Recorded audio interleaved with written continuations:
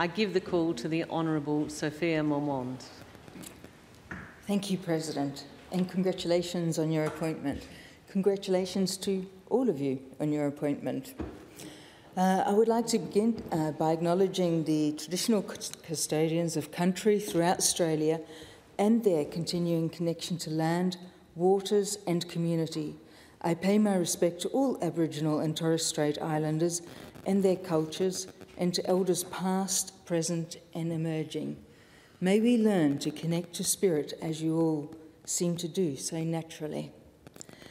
My initial reaction to being elected was one of surprise and shock, and I think they came out very well in the media.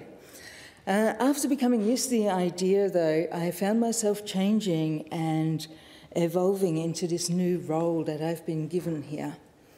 I suspect some of you may have experienced something similar. I certainly know my colleague here has.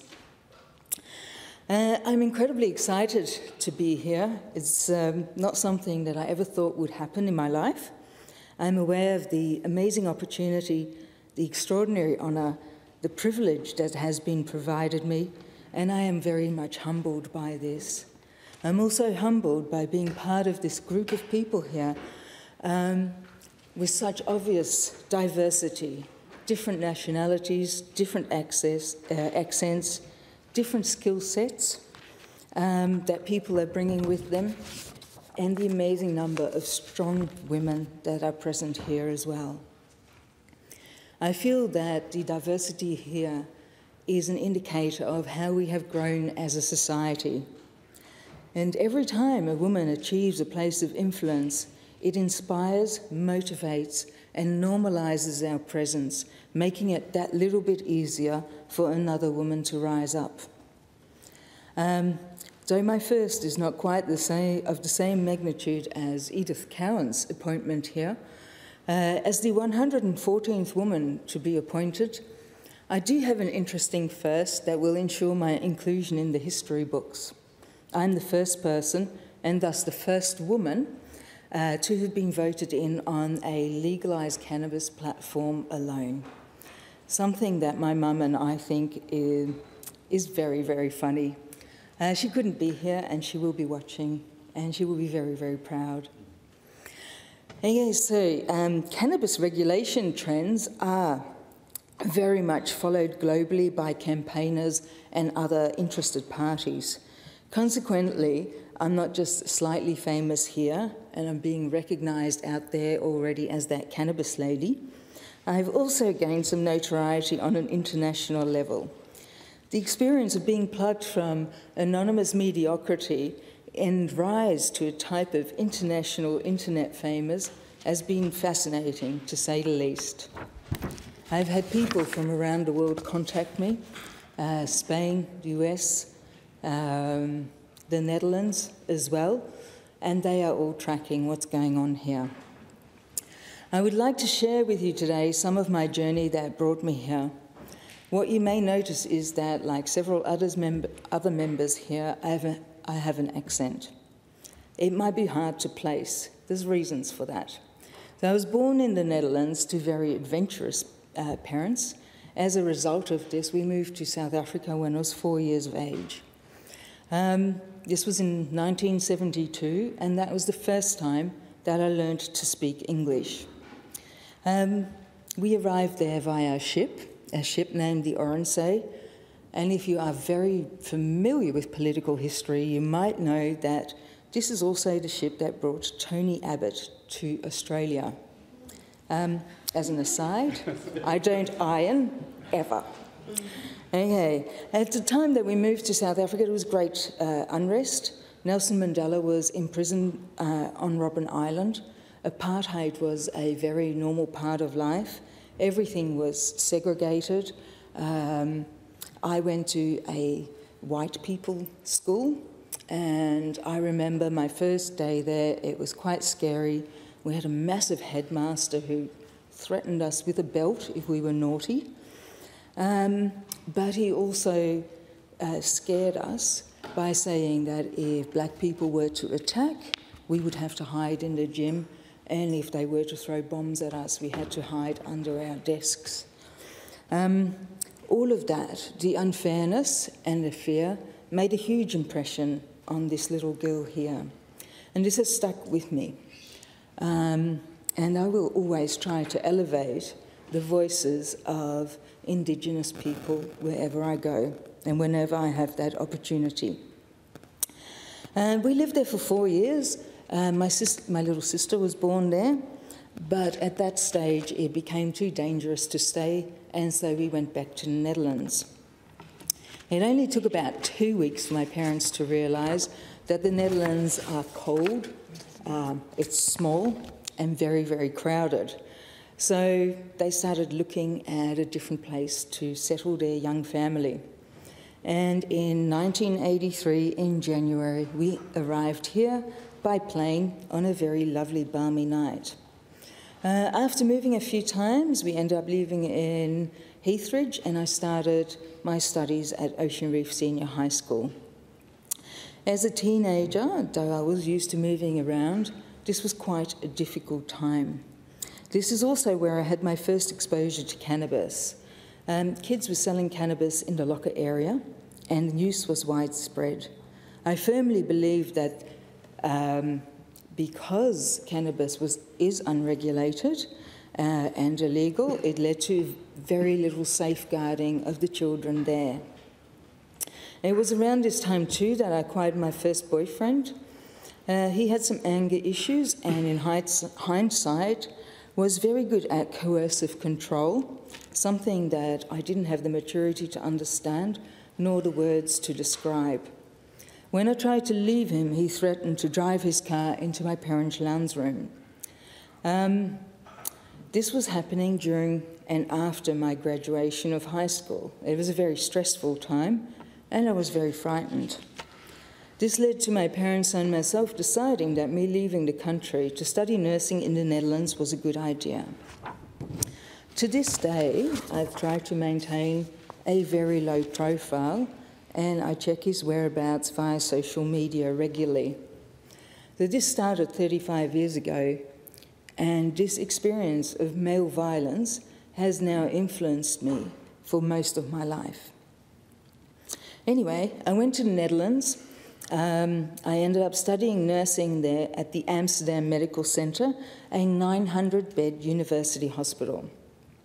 It was the first hospital in the world with a dedicated AIDS ward, and there was still much anxiety around the pathways of infection. The strict hygiene practices that were implemented at that stage were considered gold standard, and I still have some of those habits today, for which I have been ridiculed in the past, and now all of a sudden people are agreeing with me. It was here that I became aware of the medicinal actions of cannabis, where some of the more experienced nurses would subtly hint for chemo patients to get their friends or family to bring a joint and go outside to smoke it. Those who did would come back happier, with less pain, no nausea, and an appetite. There was no pharmaceutical drug available that offered the same benefits and reduced suffering effectively and without side effects. And this was 30 years ago already. I think of all the suffering that this herb could have reduced in the meantime, and how unfair it has been to those people who did not have access to it, to suffer through the nausea and discomfort of chemotherapy. What was interesting about my time too in the hospital there is that I was 19, I was a young Dutch nurse with an international patient base who spoke very good English with a South African and Australian accent. And this confused quite a few people while I was there. Very handy though. I loved my independence there. I made many friends there, and I still have contact with them. As a contrast, what was interesting to note was that even though cannabis was legal and easily accessible there, none of my friends used, and the exposure I had in Australia was actually far greater than what I experienced in the Netherlands. Binge drinking wasn't an issue there either, even though alcohol could be bought at supermarkets. I suspect that the act of legalisation made the act of drinking and smoking so much less rebellious and exciting. I graduated in 1991 and moved back to Australia to be with my parents soon after. But during my studies as a nurse, possibly due to the nature of the job, the eczema that I had suffered from as a child had been severely aggravated, to such a degree I was unwell and unable to work. In trying to improve my health, I first came across naturopathy, found it very interesting, and decided to go back to study. Whilst I was there, a traditional Chinese medicine course was also started, and I finally ended up graduating in 2003. I suspect I'm one of the very few people on this planet who has qualifications in 3 types of medicine, so Western, Western alternative, and Eastern, and it certainly allowed for some interesting insights into health and well-being. Unfortunately, after graduating, my health did go further downhill. I ended up with severe fatigue and was bedbound due to this. As my life continued, I tried to keep going as much as possible to work in my field. My driver, my motivation in life has always been about helping people, helping animals, and saving the planet. So even as a 12-year-old girl, I was signing petitions to save the whales. I think it's unfortunate that 40 years later, we are still signing petitions to save the whales. Working did become untenable at some stage, and I came to the realisation that my dream of making the world a better place was not going to happen. I simply did not have the physical resources that one needed to do so. This led to some quite severe depression, on top of the fatigue and some of the other symptoms that I was experiencing. At that stage, I didn't really want to die, but I also didn't see the value of living quite so much anymore. I lost my curiosity and my joie de vivre. The things that gave me personal satisfaction, that gave my life meaning, were unachievable. I realised I needed to change my parameters of what living a good life meant, of what living a satisfying life would mean to me. So this led me to coming up with 3 guidelines to engage myself with life again, and these aren't in any particular order. So learn something new every day, and it might be the most random little factoid, it doesn't matter. Eat something new every day. Doesn't matter, new recipe, new food, because you may find your new favourite food right there, and what a shame it will be to miss out on that. 3rd rule, help someone or something every day. So I started to live that way, and I found that this is expressed in some interesting ways. For instance, giving someone acupressure when you notice that they have a headache, helping with a massage in the shoulders, picking up plastic when I'm out walking my dog so it is removed from the environment, watering a wilted plant. So even though I couldn't change the world, I was able to make the world of difference to those I helped. And that really greatly engaged me in life again and gave me personal satisfaction. I did end up finding a 4th rule, and that was to never be rigid about the first 3 rules. The ultimate result was that I changed my thinking. My brain became attuned, looking for opportunities. I slowly became more engaged in life. And even though I was still very unwell, and I've only recently been able to get some decent diagnoses for that, which is quite a shame, with symptoms that include chronic fatigue syndrome, fibromyalgia, possibly Lyme's disease, Meniere's disease, which is why I'm deaf, just so you know, Bartonella infection, and multiple food intolerances. It took 30 years to get a diagnosis. I have seen many doctors. I've also obviously tried to treat myself. And mostly as a woman, I was fobbed off with another antidepressant and told to just not stress so much.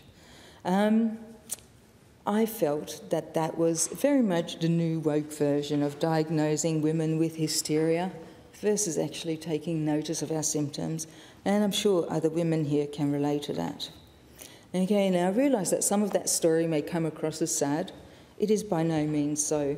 My journey has given me compassion, insight, wisdom, and a zest for life that is turning out to be contagious and inspiring to others. And it is because of that that I am here.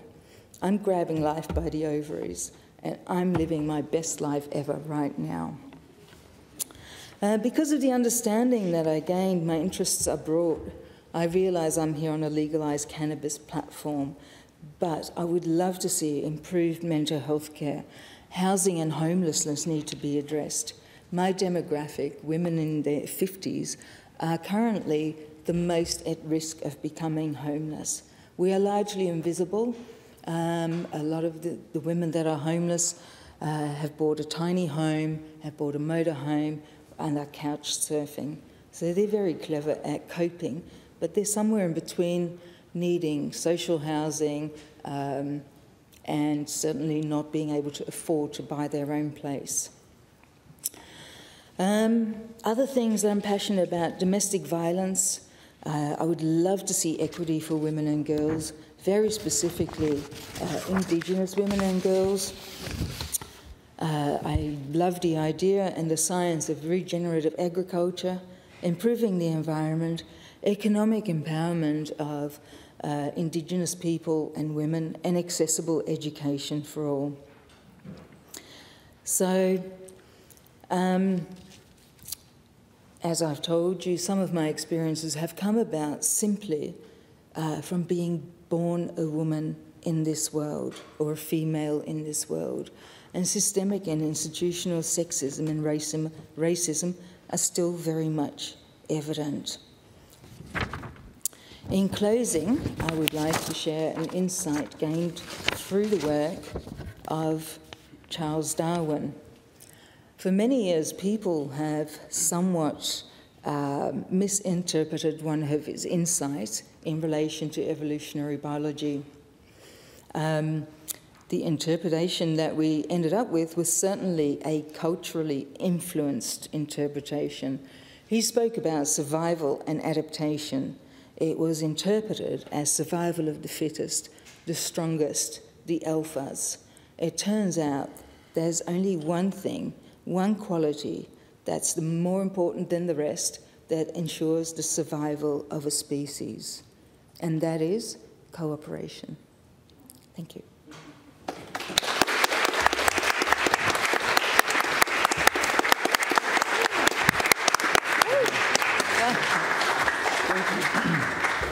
Thank you and congratulations, Honourable Member, and I wish you all the very best for your time in this place.